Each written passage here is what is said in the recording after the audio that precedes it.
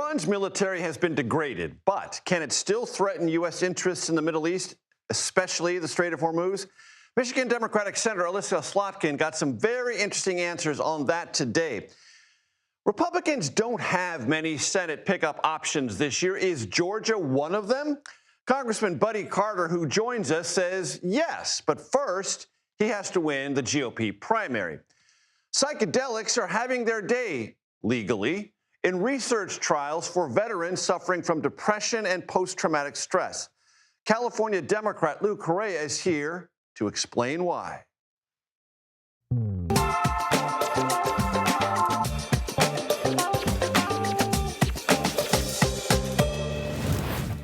Hello, everyone. I'm Major Garrett in Washington. Welcome to the Takeout. On the agenda tonight, a delightfully wide array of topics. As we love to say here, politics, policy, smidgen of pop culture. All three filter one way or another through President Trump's trip to China. Now, I've covered these Chinese-U.S. summits before, and I can tell you with confidence, the pronouncements afterward are usually cautious and nonspecific. The few promises or flourishes announced usually require months of examination to see if reality matches the rhetoric. And headlines you might see in your phones or elsewhere today about China intending to buy Boeing jets and soybeans made in America, well, they're going to command and demand such long-term scrutiny. Ditto what was discussed in private about Iran and Taiwan. As for the war with Iran, it, of course, continues. The Iranians stopped at least 2 vessels in the Strait of Hormuz today. Exactly how and with what military force or coercion is not clear. We will discuss this with Michigan Democratic Senator Alyssa Slotkin, who questioned the head of Central Command today about Iran's remaining military capabilities, which, interestingly, U.S. intelligence reports say are more stout than President Trump suggests, those capabilities. On the politics front, Republicans in Georgia, nearly half of them, that is, according to survey data, remain undecided about their U.S. Senate nominee choice. One of the Republicans in that race, Congressman Buddy Carter, explains why he's trailing fellow Republican Congressman Mike Collins in that race and why a Collins victory, Carter says, would doom GOP prospects against Democratic Senator Jon Ossoff. Congressman Lou Correa is a big advocate of psychedelics in medical research for depression and traumatic brain injuries, and very supportive, here's the interesting part, of the Trump White House push to expand this work. He will tell us why and how these treatments might, it's an important might, also lessen opioid addiction. We will start tonight in Beijing with CBS News foreign correspondent Anna Coren and an unusually harsh warning that came from Chinese President Xi Jinping about U.S. support for Taiwan and the damage that could do to relations if mishandled. Anna, pick it up from there.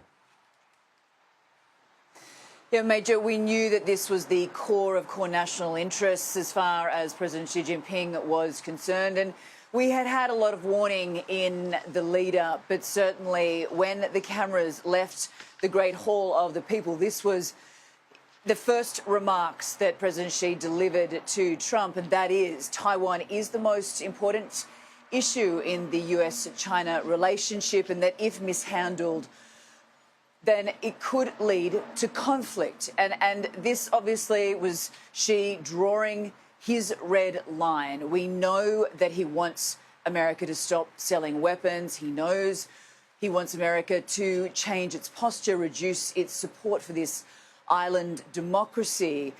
But other than that, which was interestingly leaked out by Chinese state media, we don't know much more that was said. Treasury Secretary Scott Bessent, we heard from him a little later in the day, and he said that Trump is aware of the sensitivities and that we should hear from him more so in the coming days on the issue. But really, I guess, Xi laying down the gauntlet. This is our number one issue. Don't miss with us.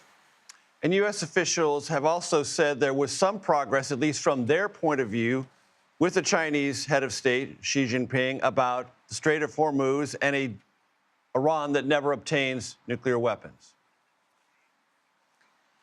Yeah, this was also something that came out of that bilateral meeting, that they both agreed that the Strait of Hormuz needs to to be reopened. We are now heading into the third month of this conflict that is causing global instability.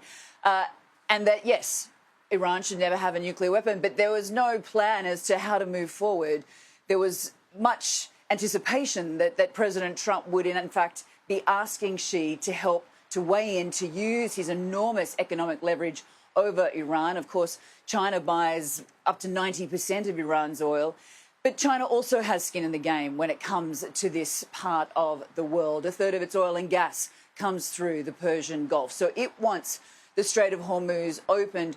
But President Trump maybe not putting as much pressure on Xi, or perhaps not giving Xi what he wants to really push Iran to make this happen, for the Strait of Hormuz to reopen. So that is still a work in progress. But as you know, Major, having covered these events and summits before, a lot of this detail does not come out until after the summit has wrapped. Yes. Fine print comes many weeks, if not months later. Anna Coren in Beijing, thank you so very much. Michigan Democratic Senator Alyssa Slotkin joins me now. She's a member of the Armed Services Committee. Senator, great to have you with us. We'll get to the China part of it in a second, but I want to get your appraisal of what happened in the Strait of Hormuz today. 2 vessels stopped by Iran hostilely. We don't know exactly how. If you have any more details on that, please share them. And your assessment of your conversation with the head of Central Command today about Iran's remaining military capabilities.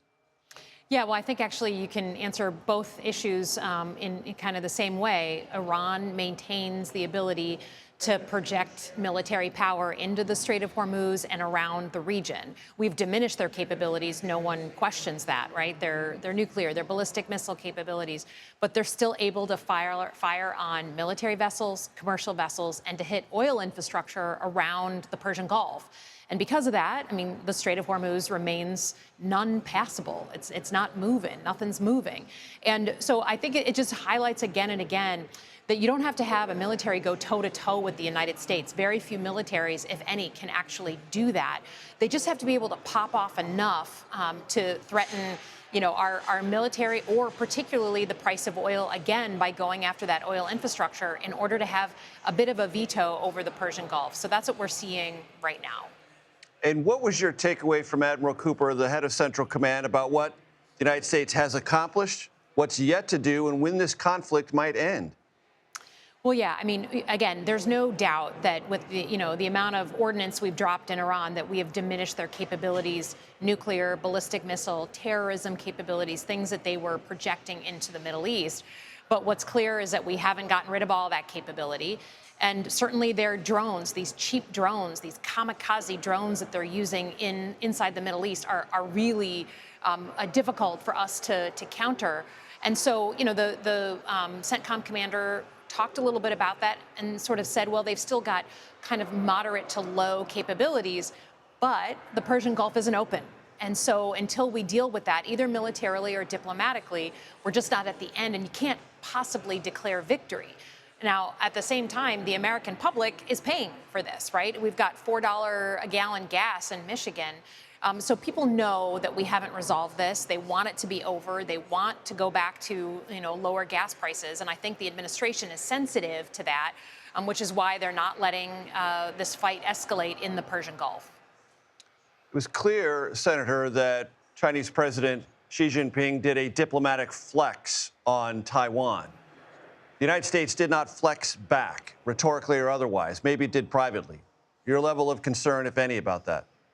Well, I think there's a lot of people who are worried that the president, kind of in his desire to make any kind of deal, particularly on opening the Persian Gulf or other financial deals with the Chinese, that he would kind of change longstanding American positions on Taiwan, that he would basically give China what they want, which is permission to take over Taiwan, which China says is part of their country and we don't agree with.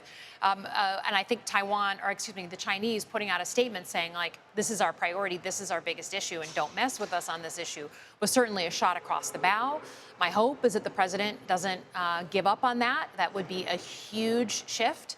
And, we've got another day of negotiations. But as you said, the real guts of what happens in these meetings will come out in the next days and weeks. You have legislation with Republican Bernie Moreno, a senator colleague of yours from Ohio, about Chinese vehicles and components coming to the U.S. What's that about, and do you have any visibility on that topic through this summit? Yeah, well, we did this bipartisan piece of legislation ahead of the summit because there were different voices coming out of the administration hinting at the fact that they might, for the first time in U.S. history, allow China to import their cars to the United States. And we have a problem with that as an economic security issue, but also as a national security issue. So we did this bipartisan piece of legislation. We negotiated it. We talked to industry. We talked to labor and put it out ahead of the summit just to make the point clear that there's really strong sentiment that we not give China what they want on this and let their vehicles come in. And so far, we haven't heard anything about that, and I'll take no news as good news. I'm endlessly fascinated, Senator, about artificial intelligence, and there is quite evidently a race between the United States and China to maximize whatever the capabilities of artificial intelligence are. Jensen Huang of NVIDIA was a late add to this summit, attending it in China. The Chinese desperately want NVIDIA's most advanced chips. There are legitimate national security concerns about China not getting their hands on those. How do you evaluate where this is? Yeah, I think this is the fundamental difference and sort of stress that I felt going into this summit is where is President Trump vis-a-vis China? What's his approach? Is he hawkish the way he kind of was in his first term where he understood the national security threats? Or is he completely changing his tune and if we can get a good deal and it makes financial sense for him and his administration, then he will do whatever and not care much about national security? Letting those chips, those super-powered AI, most sophisticated chips we've ever invented, letting them be sold to China was a confusing and I think a bad decision. Having NVIDIA's leader on that, in these conversations on Air Force One or going in part of the delegation, just reinforced my concern that we're giving away the farm when it comes to these sensitive chips. Why would we give an advantage to China when we know there's quite literally an arms race going on in the classified world on artificial intelligence? So I've got real concerns about what we're giving up. And I know that the president feels strongly about making a deal. I just don't want him to give away our national security in his desperation on a deal. Eric Trump is on this trip. I don't need to tell you, Senator, that back when President Biden was in office, Republicans made a great deal of hay about members of the Biden family being close to the president and close to potential business deals. Eric Trump has quite a few business deals pending and developing and is on this trip along with the president. Evaluate.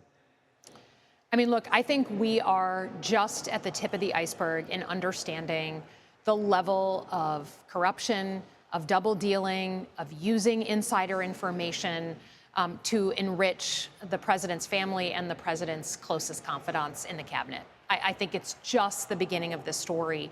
And whatever policy disagreements I may have with the president, it's something completely different than just straight up using your opportunities and influence to enrich yourself. And particularly when, you're right, this administration had criticized Joe Biden to no end. And what they're doing is so fundamentally different. I mean, the cryptocurrency that the Trump sons have started, we think that they've made over $1 billion in that cryptocurrency. You can imagine how that feels to the average person who's spending more on gas every single day. It just feels like the American people are losing while people around the president are enriching themselves. And it leaves a bad taste in every American's mouth. Before I let you go, it has been reported that you are leaving the door open to potentially running for the presidency in 2028. Is that true? Look, this is like the favorite parlor game of Washington. I know. Think and I'm not going to fence with you about it. I just want to give you a chance to respond.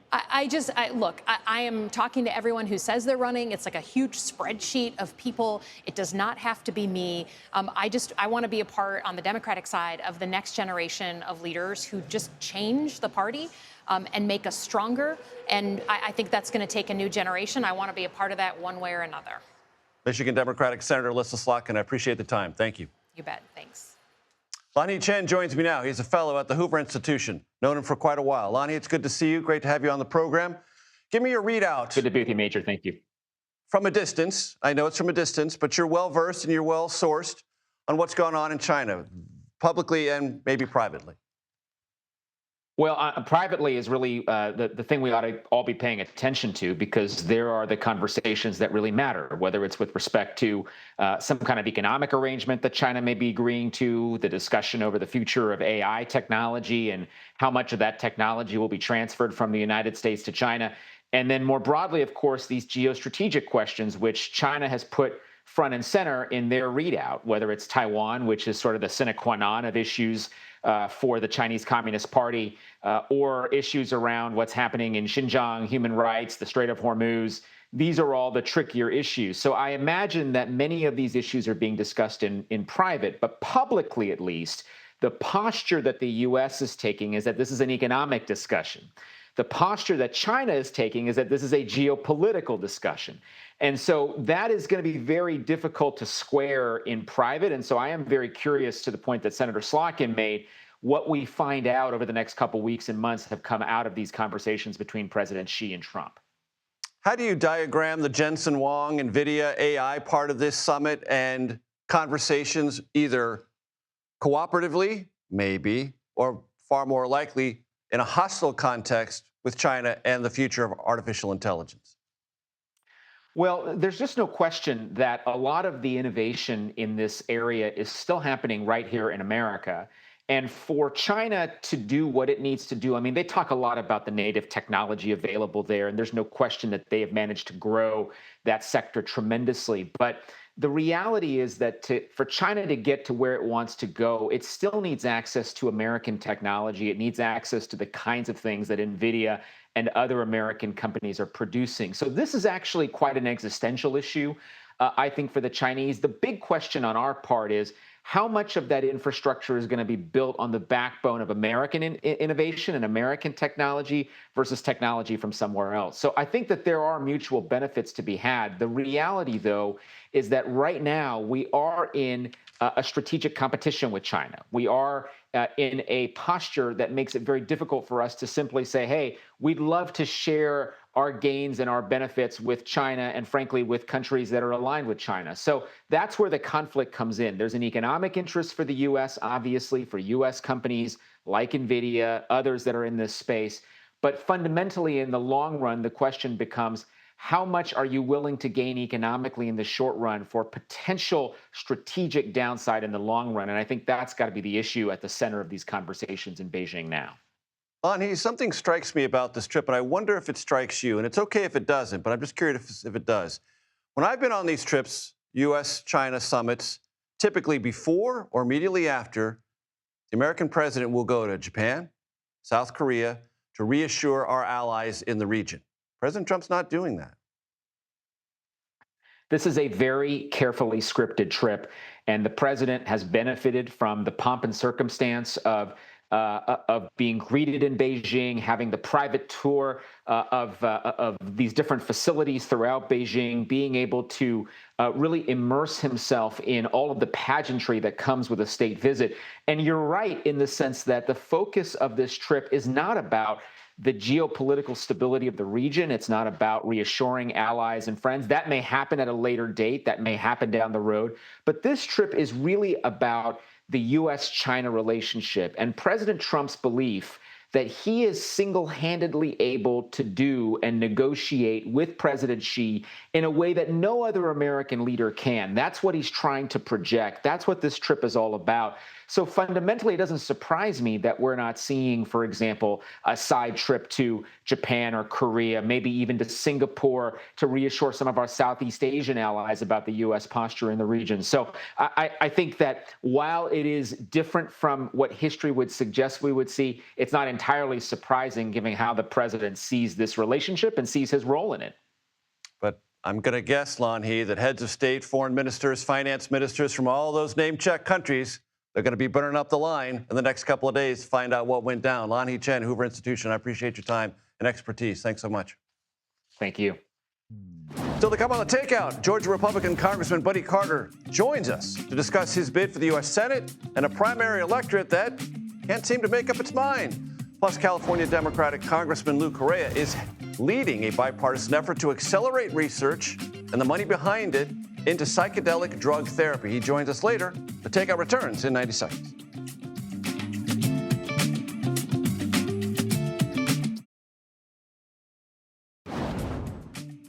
Welcome back to the Takeout. One of the many midterm races we're watching this year is a race for Georgia Senate. Handful of Republicans, including two congressmen, are running in the primary. Hopeful, one of them, to face off against Democrat Jon Ossoff this November. Less than a week to go before the primary, the Atlanta Journal-Constitution's most recent poll says a majority of the voters still undecided, making a runoff race in June increasingly likely. Earlier, I spoke with one of the candidates in this race, Congressman Buddy Carter. Here's that conversation. Congressman, you've been involved in politics at the local, state, or federal level since 1989. Mm-hmm. This has come up in the campaign, so I want you to defend the life of a career politician. I have experience, and I think experience is important. And I've served at all levels of government. I've served at local level, I've served at the state level, and at the federal level. It's become an epithet, though. Why?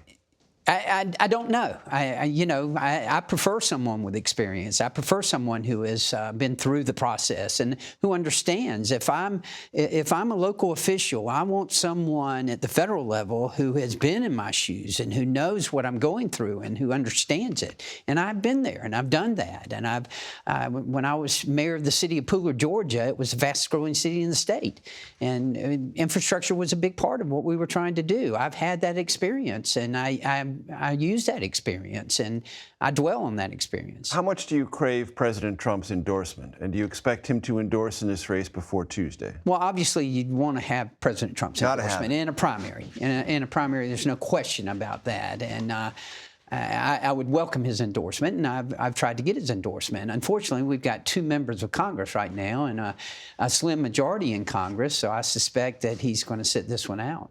Is this going to go to a runoff?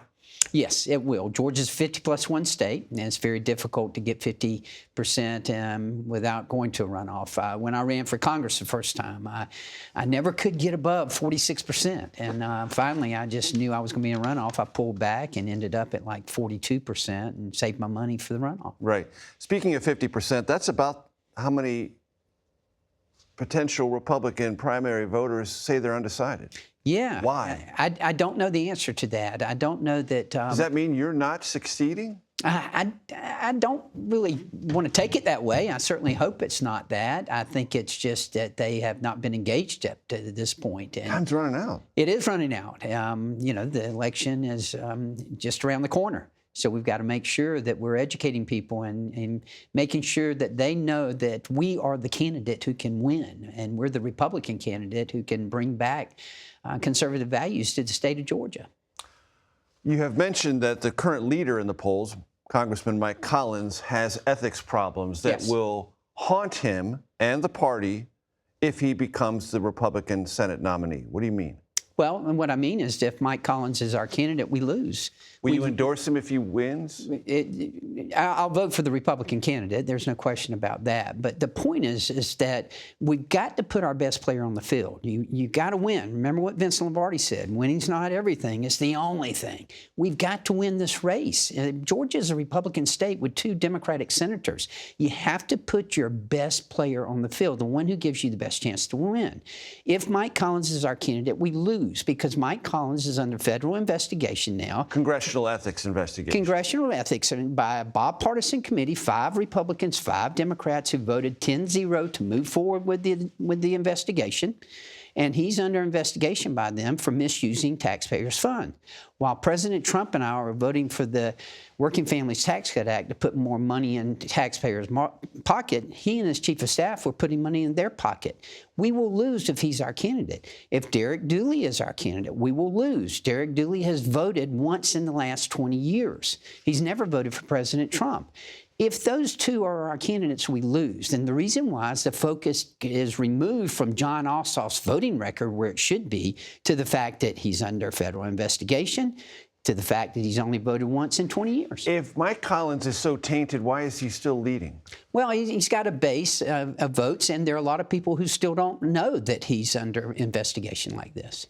Now, you've had run-ins with the Federal Election Commission, some investigations that didn't go anywhere. So you're not completely spotless in your ethical record as well. Well, I've never been brought before the Ethics Committee in Congress. I've had some inquiries that turned out to be non-consequential, and certainly that's important. Look, the ethics complaints against me were from Democrats and from my opponents. This ethics complaint that is against him is from a former employee. From a former employee who says that his chief of staff was paying his girlfriend for work that wasn't being done. The district director protested, and they fired her. It has been described, Congressman Carter, this atmosphere, this midterm cycle, as very negative for Republicans nationwide. Do you feel that in this race, and do you fear that could be problematic for you if you become the Senate Republican nominee? No. If I become the Senate Republican nominee, I will win. I will win because I can go toe-to-toe with Jon Ossoff. I can compare records with him. You're going to win over negativity about President Trump, the economy, inflation, gas prices, immigration, health care, and the lot. Well, let's keep in mind we've got a long ways to go, and you know as well as anyone that things change in a short period of time, and a lot of that can change and will change, I would submit to you. But yes, I'm convinced that I can win this race and that I will win this race if I'm the Republican nominee. I will go toe-to-toe with Jon Ossoff. We will compare voting records, and my values reflect the values of the state of Georgia. Jon Ossoff's values, the fact that he voted with the Biden-Harris administration for 4 years for open borders that resulted in 15 million illegal immigrants coming across that border, the fact that he voted against the Working Families Tax Cut Act that saved Georgians almost $5,000 a year in taxes, the fact that he has voted against prohibiting biological males from competing in women's and girls' sports. I have 6 granddaughters. I do not want a biological male competing against. Those are not Georgia values. His votes do not reflect the values of the state of Georgia. I will be able to go toe-to-toe with him and compare voting records. Congressman Buddy Carter, I appreciate you coming in. Thanks so much. Thank you. Next, right here on The Takeout, I'm joined by Democratic Congressman Lou Correa of California and his efforts to make treatments using psychedelic drugs like LSD legal, with research at the federal level advancing that. Stick around.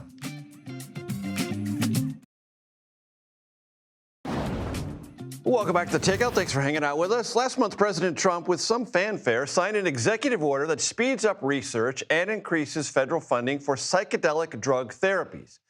Some drugs, including LSD, are now used for mental health issues like depression and PTSD. I want to bring in California Democratic Congressman Lou Correa. He, along with Michigan Republican Congressman Jack Bergman, have been leading a bipartisan effort to advance these therapies. Lou, it's great to see you. I appreciate you joining the program. Good to hear from you, Major. Here I am. When the president signed that executive order, Marty McCary, the FDA commissioner, was standing next to him. He's now resigned. Is that going to be a problem in any of this, either research or federal funding? Thank you, Major. I'm not quite sure. I don't believe this was the issue. This was the reason that Mr. McCary resigned. But I will tell you right now, having the president on board, 3 weeks ago, he signed that executive order. And today, myself and General Jack Bergman, the highest-ranking military officer to ever serve in Congress, are working jointly to make sure we put this into legislation to move forward permanently, finding a solution for PTSD. Every day in America, 20 to 40 veterans take their own lives because of PTSD.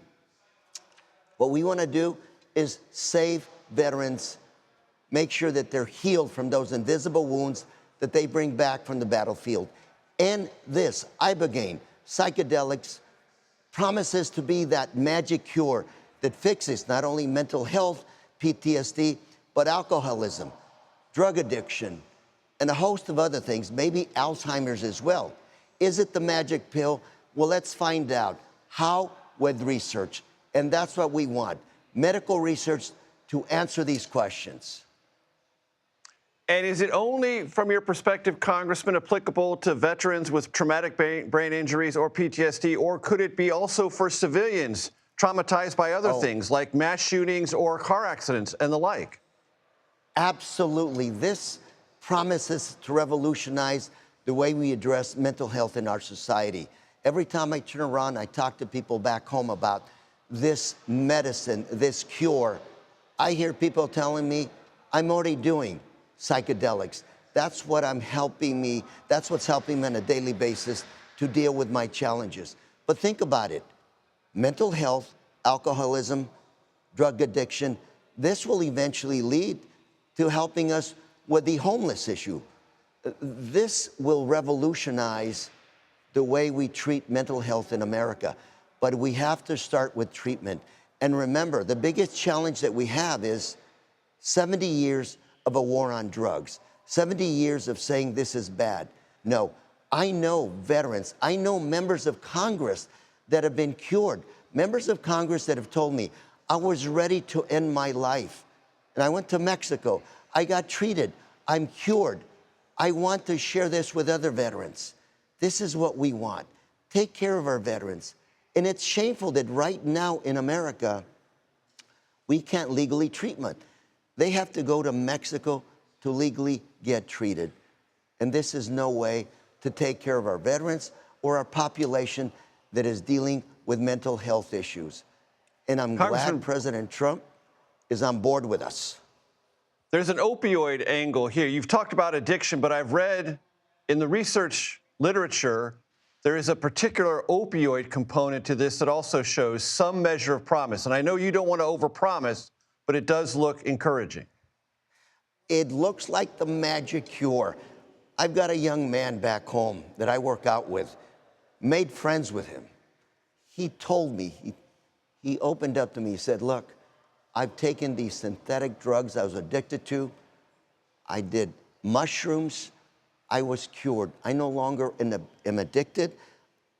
I'm now going to school, working, taking care of my daughter. My life has changed. Over and over again, you hear these stories of people turning their lives around because of psychedelics. And in my opinion, we owe it to our veterans, to our mental health community, to research this new cure, to research this new medication. We've got to figure it out to make sure that we're on the right track. We've got to figure out what the dosage should be, under what circumstances is it good, does it really cure Alzheimer's? I also hear it's good for children with other issues, like issues that they were born with.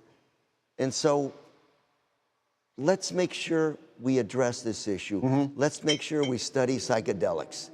Gotcha. Congressman, before I let you go, there is, as you well know, a race to be the next governor of California. You have yet to endorse a Democrat in that race. When are you, and who's it going to be?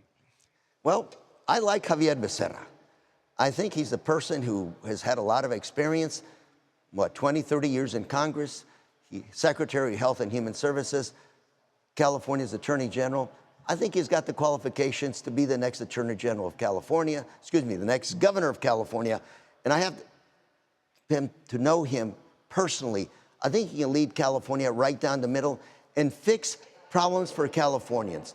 I don't want novel solutions. I just want him to fix problems for middle-class Californians. Javier Becerra.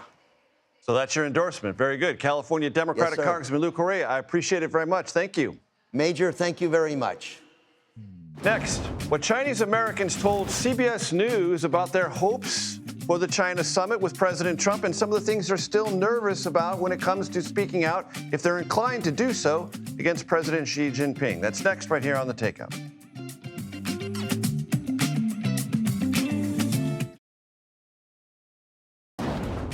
Welcome back. Here's a look at what else we, and now you, are watching this evening. This just in from the Supreme Court. The commonly used abortion pill known as mifepristone will remain available by mail. The Supreme Court today blocked a lower federal court order that required women to see a health care provider in person before they could obtain the drug. Justices Clarence Thomas and Samuel Alito dissented. This pill is the most common method of abortion in our country, and around a quarter of prescriptions are delivered by mail.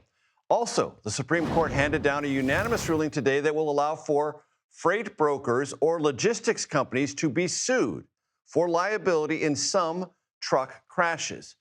This case stems from a 2017 incident in Illinois when Sean Montgomery was hit by a speeding truck driver while sitting in his parked vehicle. Montgomery said the driver had previously been cited for careless driving, and the company that hired him, C.H. Robinson, was therefore liable.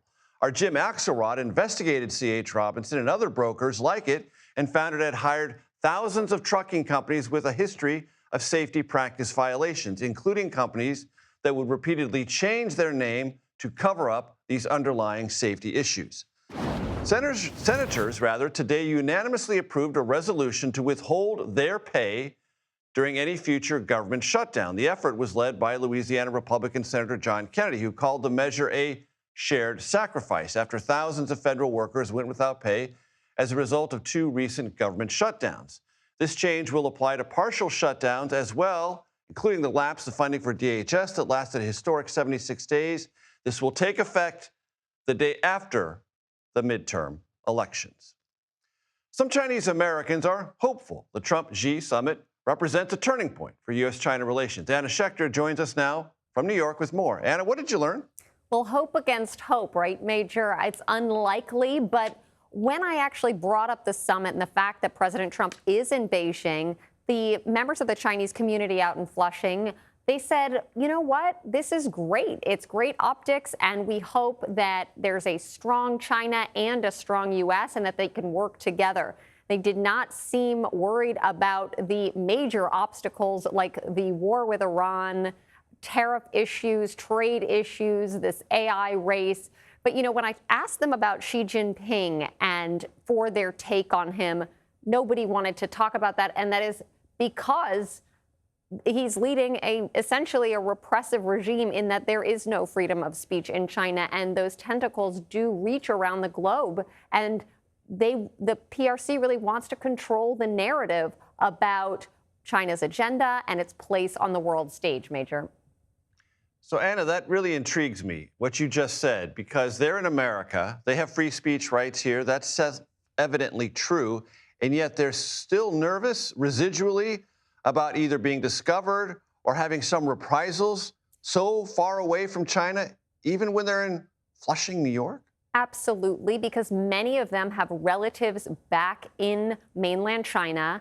And there are minders and handlers who do keep tabs on Chinese people who have come, and even if they're here for decades, in particular, if they've ever made speech that goes against that narrative about Taiwan and mainland China being one China, for example, or if they've ever spoken up about the repression of Uyghurs, it is very real, Major. And I have to say, I have some sources. I can't say who they are because they work in finance, they have big jobs, and every month they go and meet with somebody. They do get those calls. It's not everybody, but it is a very real thing and a very real fear. And what's the threat?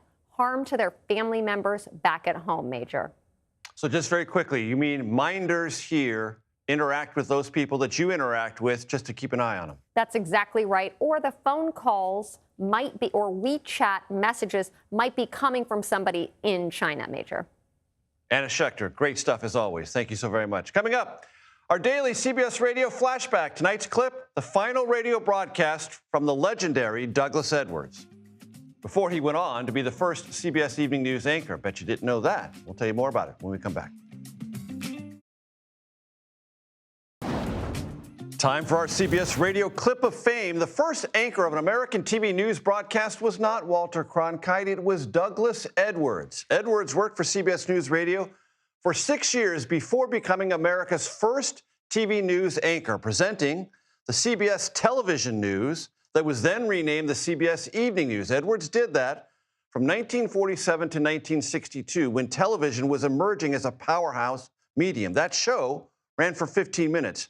Cronkite took over that broadcast in April of 1962.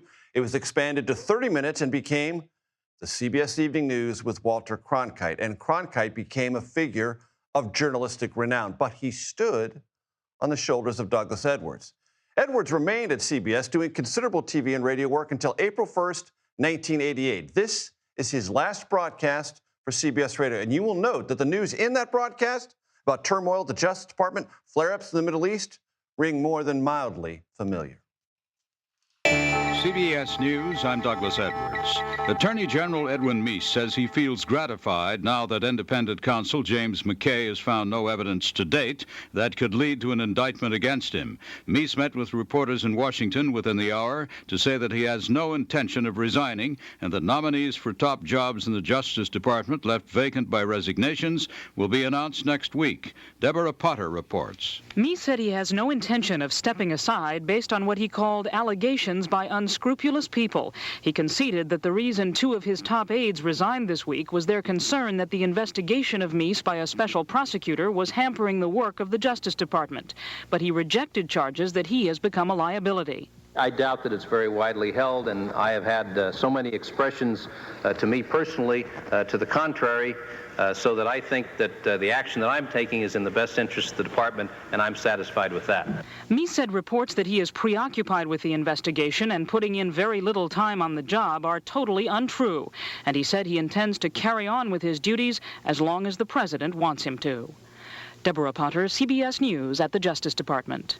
Secretary of State Schultz is gearing up for another round of shuttle diplomacy in the Middle East. Schultz, now in Rome, is expected to arrive Sunday in Israel with a U.S. peace plan that has won few friends. Democratic Senator Alan Dixon of Illinois is urging Schultz to stay away from the PLO. I think that the secretary, who I consider to be a reasonable, moderate, and fair-minded man, can make a great and important contribution by talking to the Israelis, the Syrians, the Jordanians, the Palestinians, others that we've indicated, and I don't want to see him get off on the wrong foot talking to the PLO, because that's surely a good way to turn off Israel, and I think it's a good way to turn off a lot of Americans as well. The PLO has called on Palestinian leaders to boycott any meetings that involve Schultz. Security was tight in Israel as Jews began Passover and Christians marked Good Friday. Israeli officials reopened the occupied territories, and there were reports that 2 Arabs were killed in a clash with soldiers outside a West Bank mosque. The nation's unemployment rate fell to a decade-low 5.6% in March. The Labor Department says the drop is a sign that the workforce may have stopped growing. Jimmy Swaggart's future is again the topic of discussion in Baton Rouge, Louisiana.